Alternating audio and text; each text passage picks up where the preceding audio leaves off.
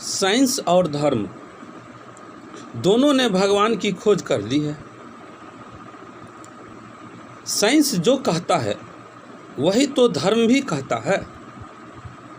ऋषि मुनि लोग भी तो वही कहते हैं जो वैज्ञानिक लोग कहते हैं। वह किस प्रकार? तो जैसे अणु को तोड़ने पर परमाणु, और परमाणु को यदि तोड़ा जाता है तो इलेक्ट्रॉन, प्रोटॉन और न्यूट्रॉन। फिर नाभिक में जो प्रोटॉन और न्यूट्रॉन होते हैं और नाभिक का विखंडन कराया जाता है तो ऊर्जा उत्पन्न होती है। नाभिक का संलयन कराने से और नाभिक का विखंडन कराने से दोनों में ऊर्जा उत्पन्न होती है। तो ऊर्जा से ही परमाणु का निर्माण हुआ है। यदि परमाणु को तोड़ा जाए तो ऊर्जा उत्पन्न होती है, मतलब कि ऊर्जा से ही परमाणु का निर्माण हुआ है।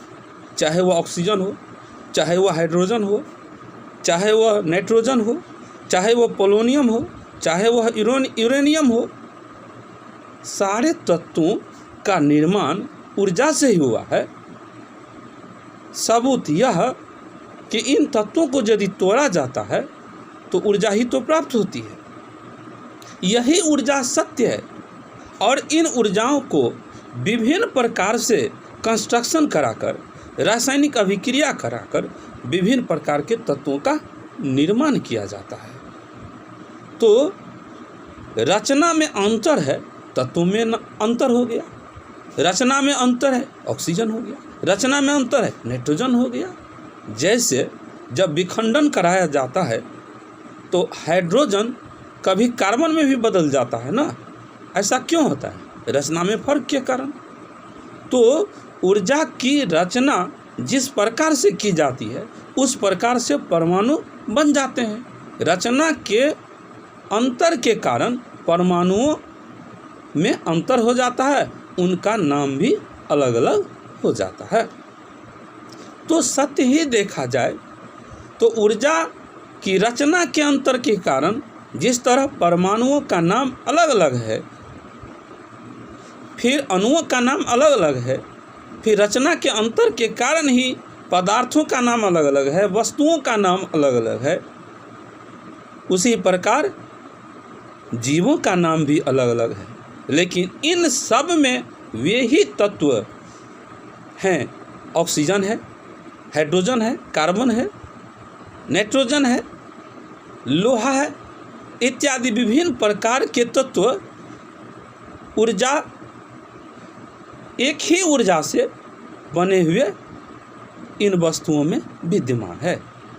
सार रूप से देखा जाए तो ऊर्जा एक ही है, उसका नाश नहीं हो सकता। साइंस कहता है कि उसका नाश नहीं हो सकता। किसका? ऊर्जा का। हम देखते हैं कि सारे तत्वों में, सारे अणुओं में, सारे पदार्थों में एक ही ऊर्जा है।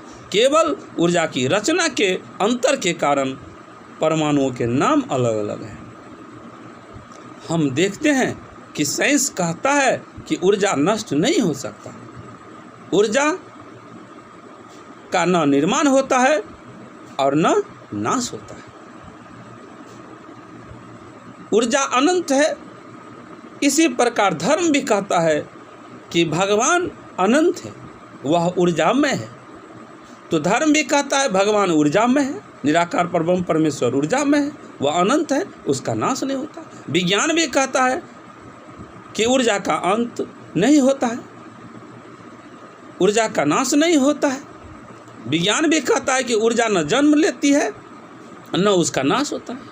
और धर्म भी कहता है कि निराकार प्रभु ऊर्जामय रूप में है, उसका न अंत होता है और न ही उनका जन्म होता है। दोनों तो एक ही बात कह रहे हैं। विज्ञान प्रैक्टिकल करके कह रहा है, धर्म को प्रैक्टिकल नहीं है। बस इतना ही है। विज्ञान के पास प्रैक्टिकल है, धर्म के पास प्रैक्टिकल नहीं है। जिस प्रकार धर्म अपनी खोज के कारण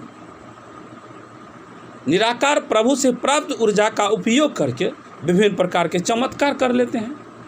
जैसे विभिन्न प्रकार के अस्त्र पहले ऋषि मुनि लोग तैयार कर लेते थे, विभिन्न प्रकार की वस्तुएं बना लेते थे यज्ञ करके।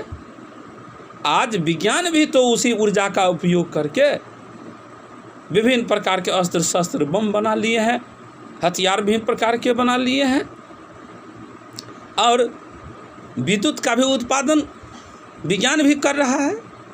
तो जिस प्रकार विज्ञान उसी ऊर्जा का उपयोग करके विभिन्न प्रकार के आविष्कार कर लिए हैं, उसी प्रकार धर्म भी उसी ऊर्जा का उपयोग करके विभिन्न प्रकार की रचना का निर्माण कर लिए हैं।